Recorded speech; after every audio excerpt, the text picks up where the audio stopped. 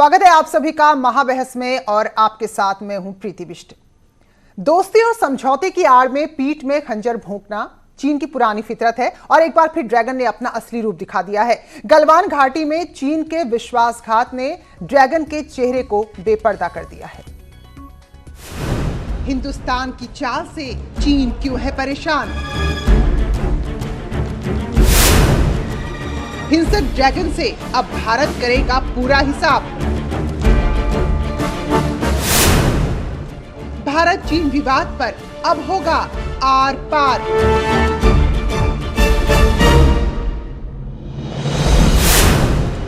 जवानों की शहादत का बदला लेगा हिंदुस्तान। मैं देश को भरोसा दिलाना चाहता हूं, हमारे जवानों का बलिदान व्यर्थ नहीं जाएगा।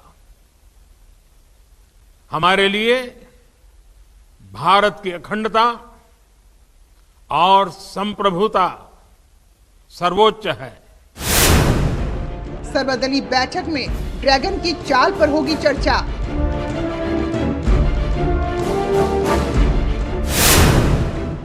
चीन की नापाक चाल पर विपक्ष के साथ होगी बात। ड्रैगन ने हिंदुस्तान के साथ किया विश्वासघात।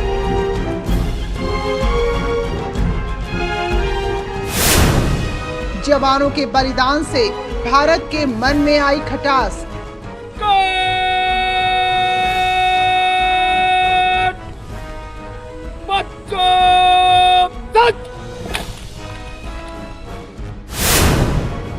अब हिंदुस्तान की चाल से दुश्मन खाएगा मार।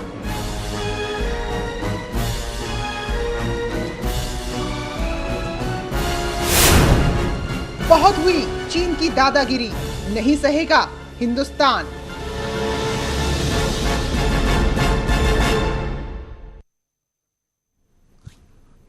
तो गलवान घाटी में जो हुआ उसे झड़प तो नहीं कह सकते क्योंकि झड़प अचानक होती, लेकिन जो हुआ है वो सोच समझ कर हुआ है और खुद विदेश मंत्री भी कह रहे हैं। तो सवाल यही है कि क्या सोची समझी साजिश को हम नहीं भांप पाए और अपने 20 जवान अपने गंवा दिए। हालांकि नुकसान चीन का भी हुआ है, लेकिन सवाल ये सबसे बड़ा कि आखिर ऐसी नौबत आई ही क्यों?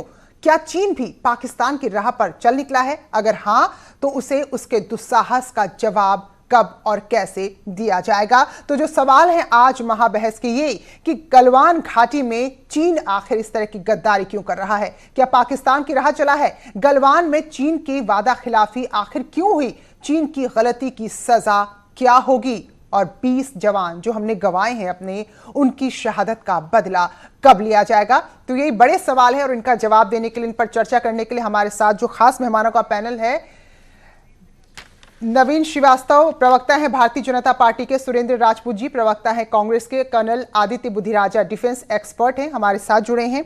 बहुत बहुत स्वागत है आप सभी का। जो चर्चा आज हम कर रहे हैं, लगभग 45 साल बाद ये स्थिति आमने सामने आई है।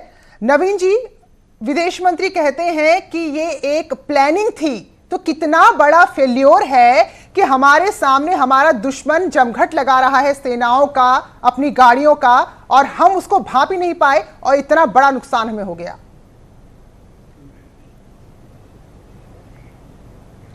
देखिए प्रीति जी, ऐसा नहीं कह सकते हम कि हम इसको भांप नहीं पाए थे। आप देखिए लगातार इस विषय में तैयारियां भी चल रही थी और ये एक दिन में ये सब तैयारियां नहीं होती हैं। बॉर्डर पर इंफ्रास्ट्रक्चर का डेवलपमेंट करना हो, चाहे एयर स्ट्रिप बनाना हो, ये सारी तैयारियां चल रही थी और लेफ्टिनेंट जनरल रैंक के अधिकारियों के बीच वार्ता भी हुई थी। दोनों सेनाओं में पीछे हटने की सहमति बन गई थी। हमारी तरफ से भी देखिए, सामान्यतः बॉर्डर पर आईटीबीपी तैनात होती है, लेकिन इस समय सेनाएं तैनात थी, तो ऐसा नहीं है कि हमारी तैयारी नहीं थी। और रात के समय में जब उन्होंने इंक्रोचमेंट करने की कोशिश की, हमारी सेना के जवान वहां गए और वहां पर यह घटना हुई, तो दोनों तरफ से इसको हम ये नहीं कह सकते हैं कि हम इसको भांप नहीं पाए। लेकिन चीन ने जो किया है, जब इतने बड़े स्तर के अधिकारियों के बीच और फासला हमारी सेनाओं में या हमारे जो भी गाड़ियां हैं, जो वाहन है उसमें है, टैंक जो भी हैं, और चीन के पास कितने हैं, तो कहीं और चीन ऐसा नहीं है कि भाई भाई कर जब वो पीठ पर छुरा घोंप देता है तो उसकी फितरत हमें पता होनी चाहिए थी। तो कहीं ना कहीं हम नहीं भांप पाए इसको, ये मानिए। तो देखिए, इसके लिए मैं प्रीति जी फिर कह रहा हूँ कि ये एक दिन की नहीं होती है। आप थोड़ा सा अभी देखिए, इस कोरोना संकट काल में भी भारत के प्रधानमंत्री ने अगर दुनिया में किसी देश के राष्ट्राध्यक्ष के साथ वर्चुअल संवाद किया तो वो ऑस्ट्रेलिया के प्रधानमंत्री के साथ किया था, और उसमें 7 समझौते हुए थे, 2 घोषणाएं हुई थी। उसमें जो सबसे प्रमुख घोषणा हुई थी वो भारत और ऑस्ट्रेलिया के बीच स्ट्रेटेजिक समझौते की बात हुई थी। 2 समझौतों पर दस्तखत किए गए थे, जिसमें एक तो था कि लॉजिस्टिक, एक दूसरे के म्यूचुअल लॉजिस्टिक सपोर्ट की, और दूसरा था डिफेंस, साइंस और टेक्नोलॉजी के क्षेत्र में ये साइन हुए थे कार्ड। तो ऐसा नहीं है, चीन की मंशा से हम हमेशा सतर्क रहे हैं, हम उसकी तैयारी करते रहे हैं। और प्रीति जी, मैं थोड़ा सा एक बात कहना चाहूंगा, क्योंकि यह बहुत गंभीर विषय पर चर्चा है। बिल्कुल। आप याद करिए 2014 में माननीय मोदी जी जब देश के प्रधानमंत्री बने तो उन्होंने शुरुआत में जिन देशों की दौरे किए थे, हमारे कांग्रेस के मित्र और विपक्ष के लोग कहते थे कि ये सिर्फ विदेशों में रहते हैं, देश में कम रहते हैं, लेकिन उस समय उन्होंने वह नीति अपनाई जो चाइना ने पहले हमारे साथ अपनाई थी। चाइना हमारे बगल में, चाहे बांग्लादेश हो, चाहे बर्मा हो, चाहे श्रीलंका में हम्बन टोटा हो, पाकिस्तान में ग्वादर हो, मालदीव, सब जगह बैठ चुका था। आज हमने उसको ज्यादातर जगहों से रिप्लेस किया, और चाइना के जो निकटवर्ती देश हैं, चाहे वियतनाम हो, चाहे जापान हो, वहां पर हमने अपनी एक्सेस बनाई। यहां तक कि प्रधानमंत्री जी मंगोलिया ऐसे देश का भी दौरा किए जो हमारे लिए स्ट्रेटेजिक रूप से चाइना को घेरने के लिए। तो ऐसा नहीं है कि हम चाइना से सतर्क नहीं थे, हम भाप नहीं रहे थे। चाइना की कि हमने अपनी 20 जवान गवा दिए, पाकिस्तान तो जो कर रहा है वो करता रहेगा। पाकिस्तान, चीन को छोड़िए, नेपाल को देखिए आप, उसने नक्शा बढ़ा दिया, हमारा क्षेत्रफल ले लिया, पास करा दिया, कहीं पिलर गायब कर रहा है, कहीं इंक्रोचमेंट कर रहा है। तो ये सब आज की हकीकत है। सुरेंद्र जी क्या कहेंगे, यहां पर कमी रही या वाकई में ये चीजें ऐसी थी जिसका जवाब अब दिया जाएगा?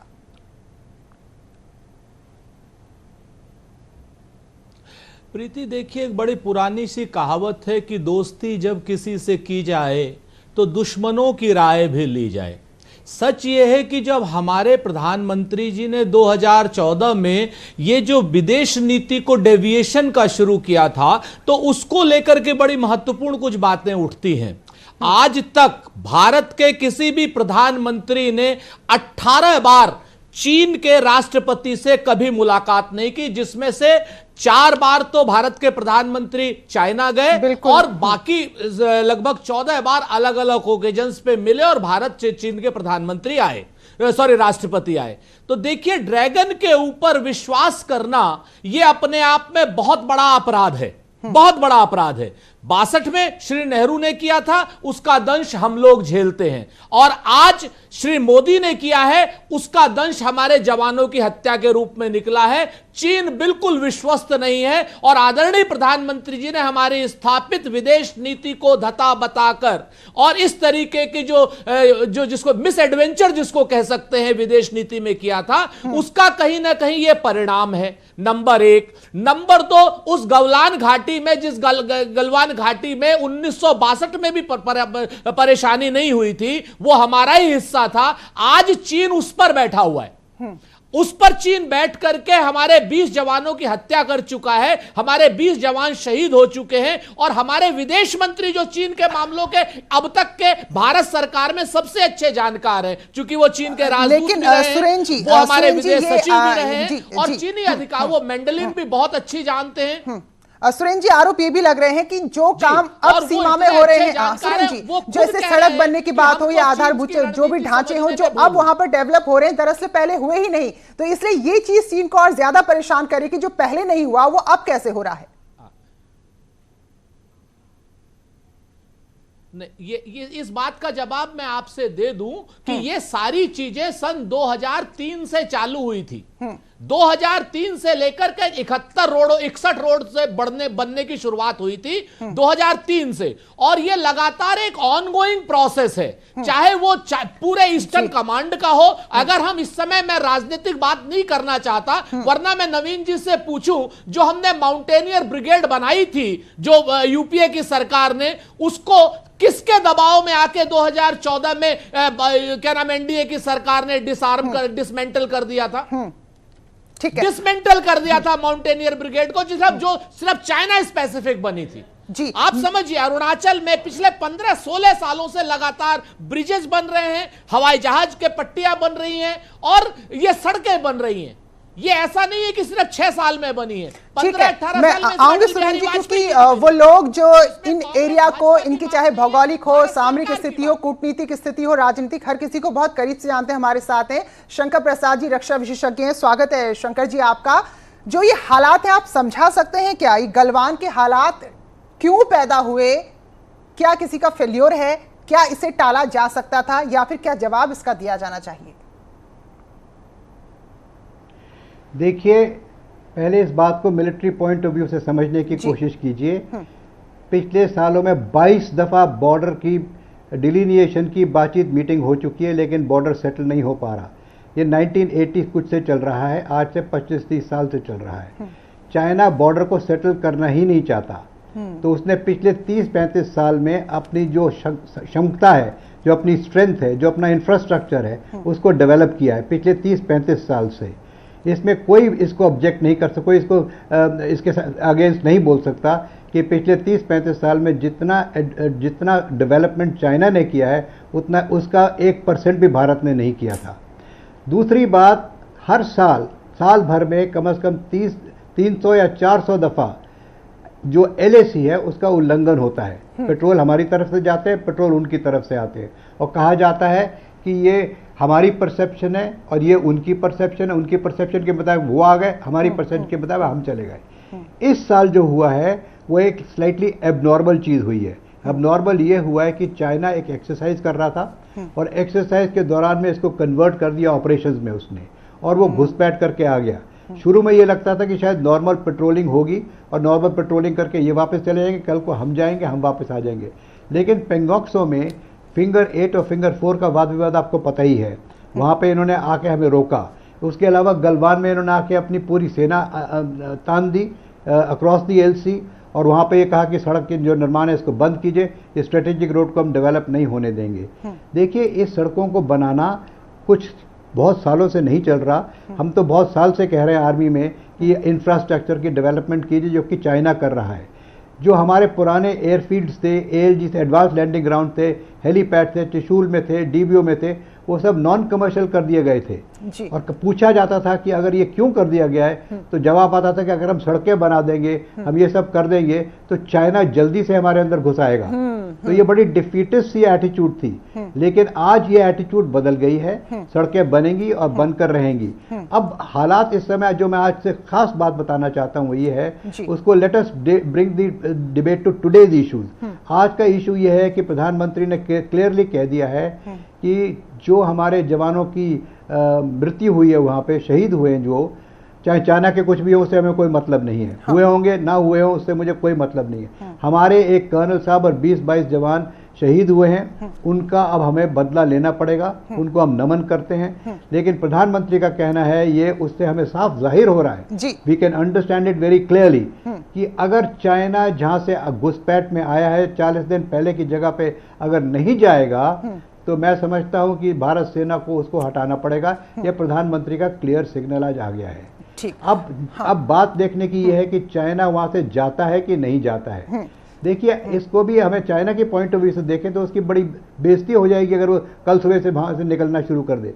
तो मैं समझता हूं कि बातचीत करेगा चाइना, शायद गलवान में नहीं करेगा, त्रिशूल में बात करेगा, और वहां से ऑनरेबली, वर्ड ऑनरेबली को क्वाइटली विड्रॉ करेगा।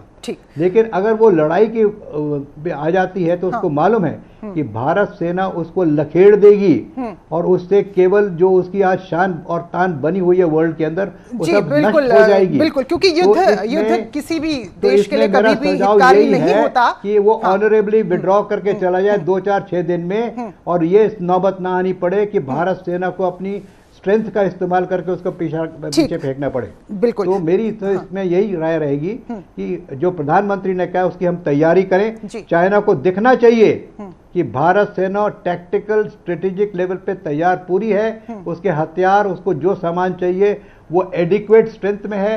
माउंटेन वॉरफेयर में, प्लेन्स में हम कहते हैं सुपीरियोरिटी 1:3 होनी चाहिए, माउंटेन में 1:6 होनी चाहिए। हम 1:6 सुपेरियोरिटी हासिल करके इसको लखेड़ देंगे। ठीक है, ठीक है। लेकिन ऑनरेबल सोल्यूशन यही है चाइना के लिए कि चुपचाप वहां से विड्रॉ करके चला जाए, हफ्ता भर में, 10 दिन में, जितना भी चाहे, ऑनरेबली भी चला जाए। नहीं जाएगा तो पिट कर जाएगा। जी, कर्नल आदित्य भी हमारे साथ जुड़े हुए हैं, वो भी डिफेंस एक्सपर्ट हैं। तो कर्नल आदित्य, क्या इस तरह की स्थिति आना इतना हम आसान कहें कि अचानक से कुछ वाद विवाद हुआ और भिड़ गए? अगर आप तो सेना में रहे हैं, तो ऐसी स्थिति कभी आती है कि अगर आज ये आई है कि हम एक झड़प जिसको नाम दे रहे हैं, अचानक से कुछ चीज हुई और जो लाठी डंडे कील भाले सबसे 20 जवान हमारे शहीद हो गए, तो कितनी गंभीर और कितनी बड़ी ये घटना इसको मानते हैं आप?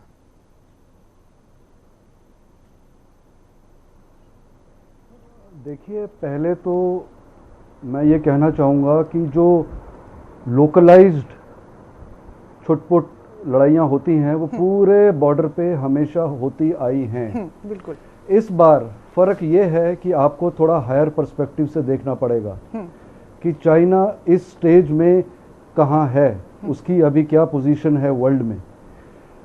चाइना हमेशा से साइकोलॉजिकल गेम खेलता आया है। अगर आप अपना पूरा जीवन देखें, जैसे जनरल साहब ने बड़े अच्छे से बताया कि हम यही सुनते आए हैं कि तुम कुछ करते क्यों नहीं, हाँ। हम डरते क्यों हैं। अब पिछले कुछ सालों में हमने जो करना शुरू किया है, यहाँ पे मैं आपको कहना चाहूँगा, जो हमने कर दिखाया है वो कई दशकों में किसी देश ने नहीं किया है। हमने चाइना को छेड़ दिया है साइकोलॉजिकली। जो वो साई वॉरफेयर आज तक कर रहा था वो अब हमने कर दिया। वो बिदका हुआ है क्योंकि चाइना में मनोवैज्ञानिक एंगल हमेशा रहा है। उनके बटालियन लेवल से psychological officer, media officer, political officer उनके रहते हैं। अब आप देखिए, मैं आपको बताता हूँ, वक्त बदलता है, सिचुएशन बदलती है, तो जाहिर है कि रिस्पांस भी बदलेगा।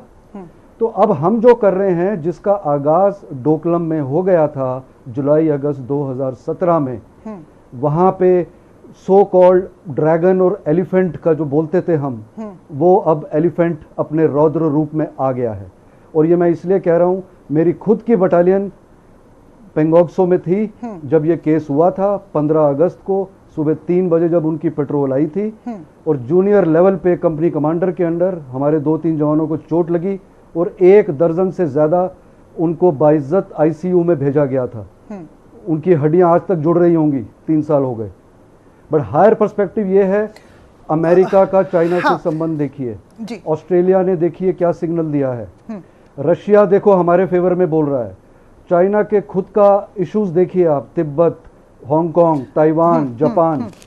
तो अब इंडिया ने जो किया है, मेरे ख्याल से ये एक, हमें इसको हायर पर्सपेक्टिव से देखना चाहिए और हमें नहीं। लेकिन कर्नल आदित्य, फिर सवाल यह है कि अगर वाकई में, क्योंकि साइकोलॉजिकल गेम खेलता है चीन, और यही वजह है कि वो अपने देश में तरह तरह के वीडियो अपने सैनिकों के दिखाता रहता है ताकि देश वाले भी एक तरह से एक उसी की देशभक्ति में डूबे रहें और बाकी जो मसले हैं वहाँ के, जो उसके देश में कोरोना से तो पूरा विश्व त्रस्त है, उन चीज़ों से ध्यान हटाए। लेकिन वो वाकई में ऐसा सोच नहीं रहा है। अगर ऐसा होता तो इतना बड़ा दुस्साहस क्यों करता, जबकि वो जान रहा है कि भारत में अब इस तरह से आप किसी तरह का हमला करोगे तो जवाब मिलेगा। तो इतना बड़ा कदम यूं अचानक तो नहीं उठा दिया होगा उसने, कुछ ना कुछ पहले से योजनाएं रही होंगी, तो वो क्यों छेड़ रहा है भारत को?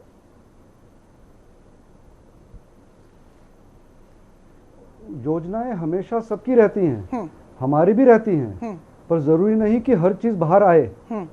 हर जगह सिचुएशन अलग है। मैंने सियाचिन में भी नौकरी की है, सिक्किम में भी की है, अरुणाचल में भी की है। हर जगह सिचुएशन अलग है। कई जगह हम भी उन पे भारी हैं, पर कई चीजें बाहर नहीं आती और वो नहीं आनी चाहिए। मैं साइकोलॉजिकल इसलिए बोल रहा हूँ, हाँ। ये मत भूलिए कि हमने आजादी के बाद डेमोक्रेसी की राह पकड़ी, उन्होंने कम्युनिज्म की राह पकड़ी। वो एक क्लोज्ड कंट्री है। Their citizens are slaves of the country. Their soldiers have not fought a war after Vietnam since 1979, and we are a battle-hardened army.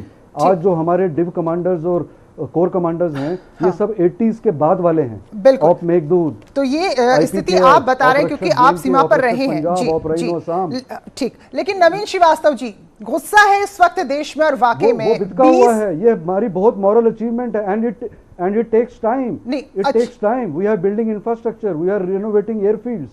और अभी मेरे एक माननीय किसी सदस्य ने बोला एक माउंटेन ब्रिगेड के बारे में, डिसबैंड नहीं हुई है, we call it reorganization. नई डिवीजन, नई कोर और नई फॉर्मेशंस खड़ी हो रही हैं जो पूरी इक्विप्ड हैं। अब ठीक तक है। हमारी जो माइंडसेट था कि हमारा दुश्मन सिर्फ पाकिस्तान है और चाइना से वॉर अवॉइडेंस अप्रोच थी, वो अब नहीं है। अब हम जी। सशक्त हैं दोनों तो फ्रंट। नवीन जी, बिल्कुल नवीन जी इस वक्त 20 जो हम आंकड़े बता रहे हैं, उन 20 लोगों से 20 परिवार और उन परिवारों के जितने सदस्य होंगे उनके लिए बुरा वक्त है, और पूरा हिंदुस्तान इस वक्त नम आंखों से उन्हें श्रद्धांजलि भी दे रहा है। और सवाल यही पूछ रहा है कि नौबत क्यों आई जबकि कोई युद्ध भी नहीं है, और हमारा जो सामने था इस वक्त पड़ोसियों पाकिस्तान भी नहीं था जो कि गाहे बगाहे अटैक करता है। आप सीमा में आमने सामने हो, अचानक सामने वाला इतना हिंसक हो गया कि उसने हमला कर दिया। तो जो बाद में सवाल सुरेंद्र जी भी उठा रहे हैं कि बहुत सारी चीजें जो सही तरीके से अगर आप भांप लेते या जो भी स्ट्रैटेजी थी वो सही होती तो शायद ये सब कुछ नहीं होता।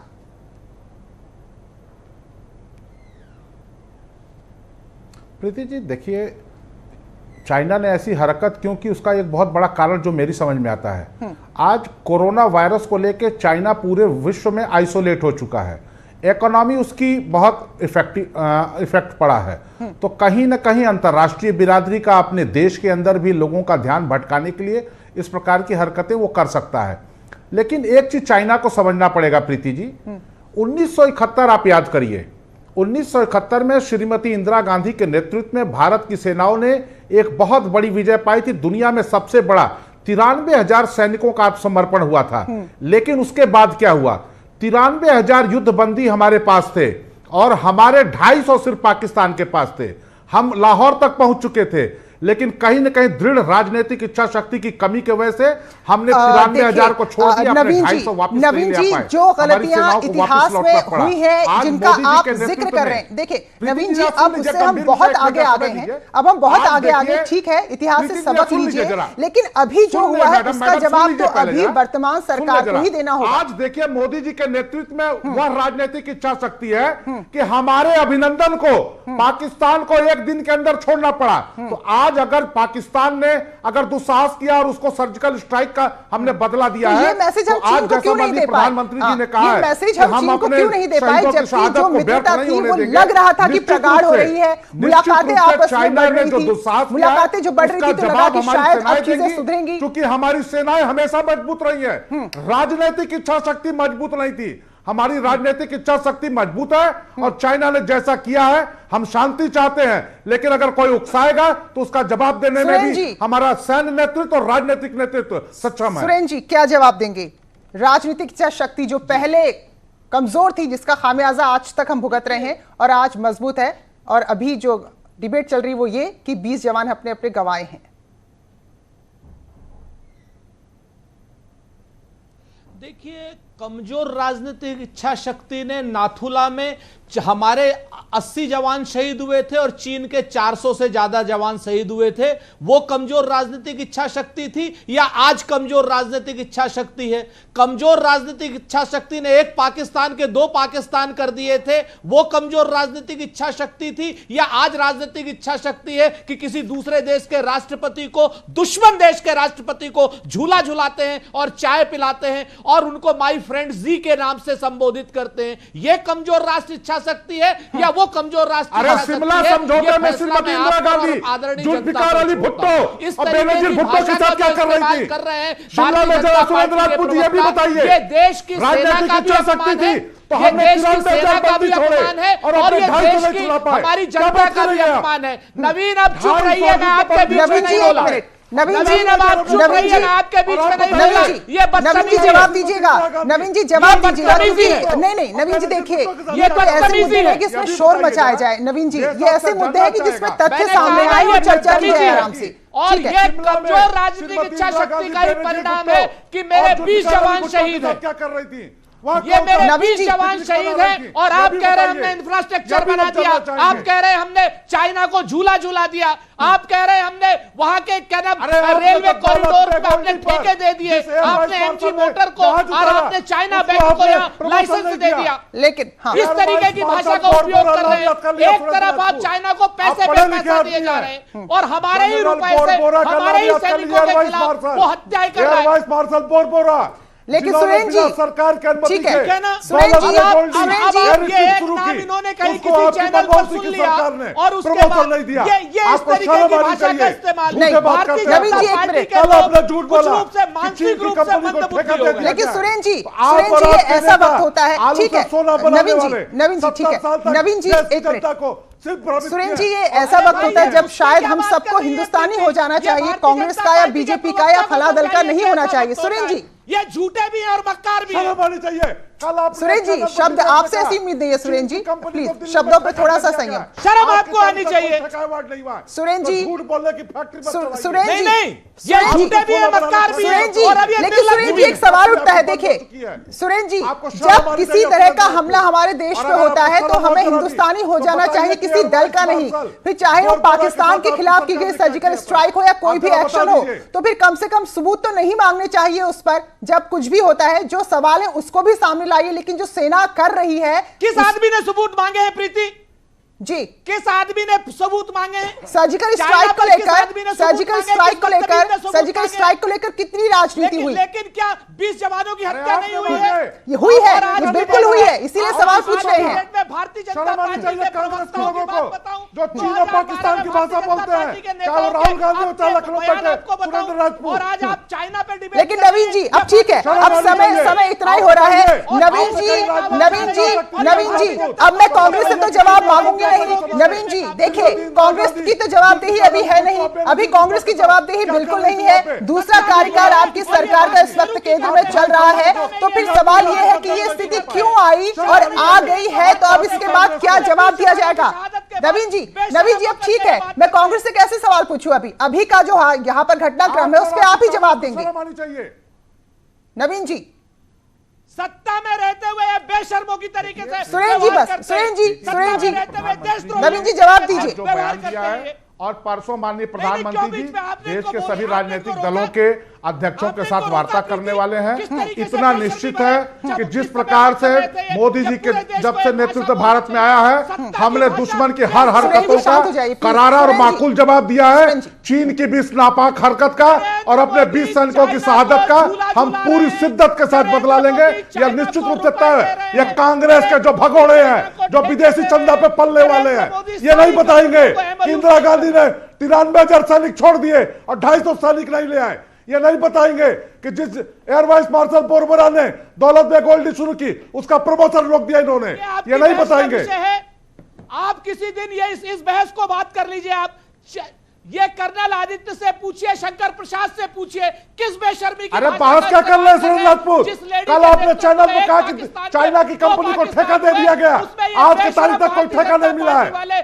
आप थोड़ा जानकारी करके आया करिए, पढ़ लिख के आया करिए। सुरेन जी और नवीन जी, आरोप प्रत्यारोप कुछ भी हो, लेकिन हकीकत आज की यही है कि स्थिति चिंताजनक है, क्योंकि 20 जवान हमने अपने गंवाए हैं। आदित्य जी, कर्नल आदित्य, आप जरा बताइए, जब इस स्थिति के बाद क्या ऐसे कड़े कदम होने चाहिए किसी भी लेवल पर हम बात करें जिससे सही जवाब चीन को दिया जा सके? क्या युद्ध ही विकल्प बचा है अब?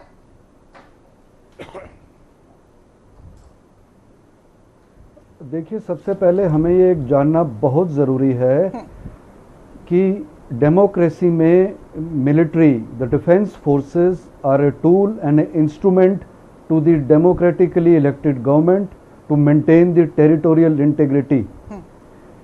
और उसके अलावा पॉलिटिकल, डिप्लोमेटिक, मिलिट्री लेवल पे हर चैनल हमेशा एक्टिवेट रहते हैं और युद्ध हमेशा आखिरी विकल्प होता है।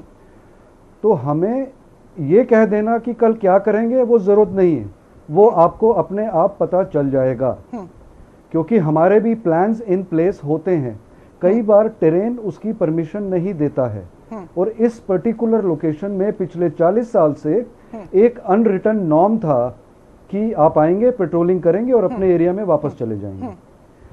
कारगिल का एक उदाहरण है जी। मैं मानता हूं कि कीमत चुकानी पड़ी है हमें, पर यह भी मत भूलिए कि आज हम जिस मुकाम पर खड़े हैं एज अ नेशन, और चाइना की जो हालत है, सो उस पर्सपेक्टिव से अगर आप देखें, आदित्य, समय थोड़ा कम है, बस मैं ये थोड़ा जानना चाहूंगी, क्योंकि आप टेक्निकली बताएंगे कि होना क्या चाहिए, यहां से क्या रास्ता क्या निकलता है? नहीं, प्रीति कर्नल आदित्य से पूछिए। मैं भी आपकी तरह ही एक नागरिक हूं और हम सबको पता है क्या होना चाहिए और वो होगा। कृपया टाइम तो दीजिए, थोड़ा वेट कीजिए। अरे सुरेंद्र, अभी घटना घटी है जिस दौलत में कोई लेकिन ठीक है, अब वक्त इतना ही है, वक्त इतना है कर्नल आदित्य, लेकिन सवाल सबसे बड़ा तो यही है ना कि घटना क्यों घटी है, घटना क्यों घटी, यही सवाल है। तो उन शहीदों को श्रद्धांजलि देते हुए आप सबको धन्यवाद भी दूंगी। और ये जो हर हिंदुस्तानी आज कह रहा है कि अगर ऐसी कायराना हरकत, इस तरह का विश्वासघात चीन ने किया है तो इसी की भाषा में मुंहतोड़ जवाब उसे जरूर मिलना चाहिए, चाहे किसी भी स्तर पर देना पड़े। और ये सारी जिम्मेदारी जो इस वक्त जो वर्तमान सरकार है उसी की ही बनती है, किसी और की नहीं। बहुत बहुत शुक्रिया आप सभी का, और आगे की खबरों के लिए जुड़ रही हैं जीनत। बहुत शुक्रिया प्रीति। तो देश दुनिया की तमाम खबरों को आइए देख लेते हैं फटाफट अंदाज में।